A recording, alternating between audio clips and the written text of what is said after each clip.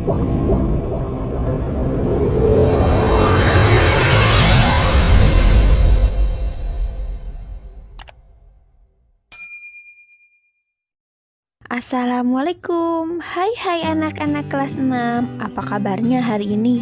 Semoga kalian semakin sehat, semakin kuat, dan semakin cerdas.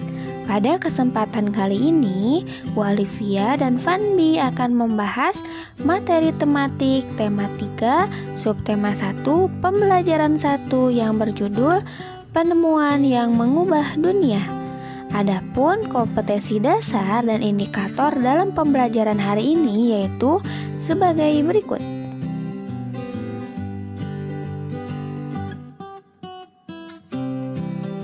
Nah anak-anak, sebelum ke pembahasan, Fanny akan mengajak kalian untuk flashback ke masa lalu, yaitu zaman sebelum ditemukannya listrik. Yuk kita ikuti Fanny. Kalian tahu nggak, pada zaman dahulu, sebelum adanya listrik, masyarakat hidup dengan sangat sederhana. Kegiatan masyarakat pun terbatas hanya hingga sore hari, karena ketika malam hari akan semakin gelap. Alat penerangannya pun hanya sederhana, seperti lilin atau lampu tempel.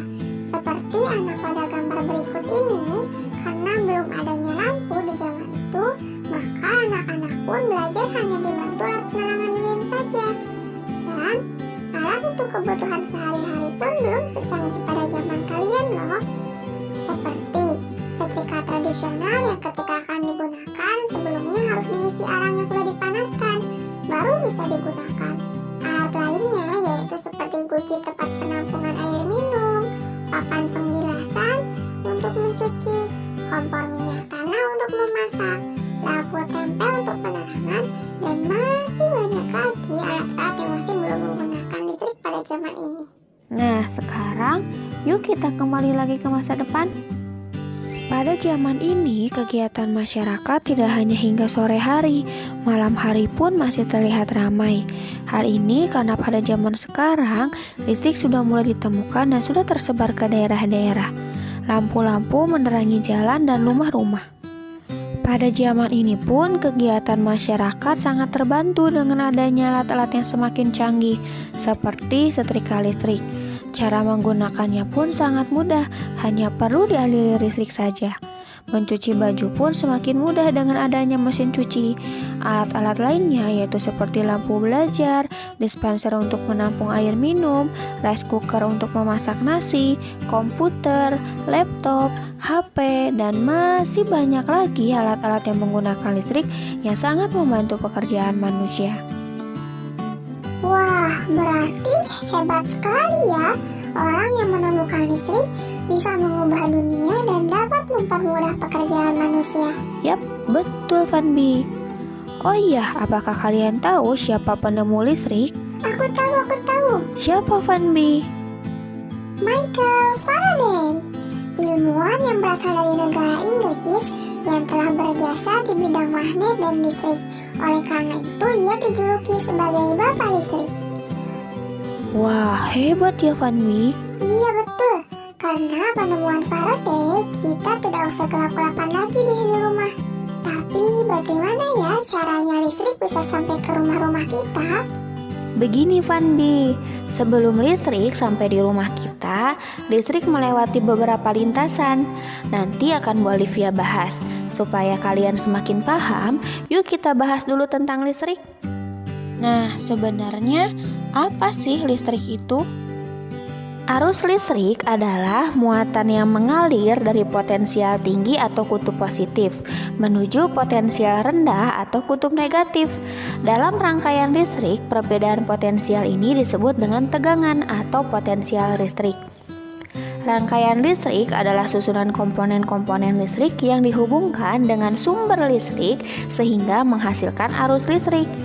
Rangkaian listrik sederhana terdiri dari baterai, saklar, kabel, dan lampu. Baterai berfungsi sebagai sumber listrik. Saklar berfungsi sebagai resistor untuk menghubungkan atau memutuskan arus listrik. Sedangkan kabel berfungsi sebagai penghantar untuk mengalirkan arus listrik. Dan terakhir, fungsi lampu adalah sebagai media penerangan. Dalam rangkaian listrik, baterai berfungsi sebagai sumber listrik. Baterai memiliki dua kutub, yaitu kutub positif dan kutub negatif. Arus listrik kemudian mengalir dari kutub positif ke kutub negatif. Melalui kabel, arus listrik melewati lampu akan diubah menjadi cahaya sehingga lampu bisa menyala. Berdasarkan susunannya, rangkaian listrik dibedakan menjadi 3, yaitu yang pertama rangkaian seri. Rangkaian seri adalah rangkaian listrik yang disusun berurutan atau tanpa cabang. Selanjutnya adalah rangkaian paralel, yaitu rangkaian listrik yang dihubungkan secara berjajar dengan beberapa cabang. Dan yang terakhir rangkaian campuran, yaitu rangkaian gabungan antara seri dan paralel. Nah, sekarang bagaimana cara listrik bisa sampai ke rumah kita? Listrik di rumah kita berasal dari pembangkit listrik yang dikelola oleh PLN.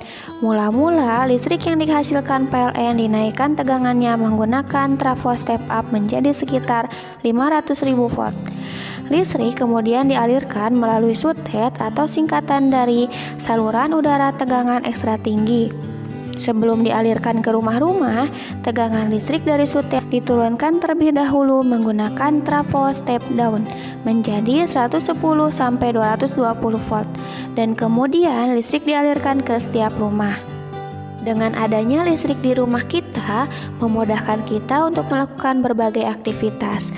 Tapi ingat, dalam memanfaatkan listrik, kita harus menjalankan hak dan kewajiban. Seperti hak kalian dalam mendapatkan listrik setiap harinya untuk mempermudah kebutuhan sehari-hari. Dan kalian pun harus menjalankan kewajiban kalian seperti menghemat listrik. Contoh, menggunakan AC seperlunya, mematikan peralatan elektronik yang tidak digunakan, membeli peralatan elektronik yang wattnya kecil, hemat penggunaan lampu, membuat sumber daya energi alternatif. Nah, dengan menghemat listrik, kalian pun sudah membantu melestarikan energi di bumi ini, seperti batu bara yang dijadikan sebagai bahan utama listrik. Sekian pembahasan dari Bu Alivia dan Fanbi. Mudah-mudahan pembahasan kali ini menjadi ilmu yang bermanfaat bagi kalian. Terima kasih sudah menonton video ini. Mohon maaf jika ada kesalahan. Bu Alivia dan Fanbi pamit.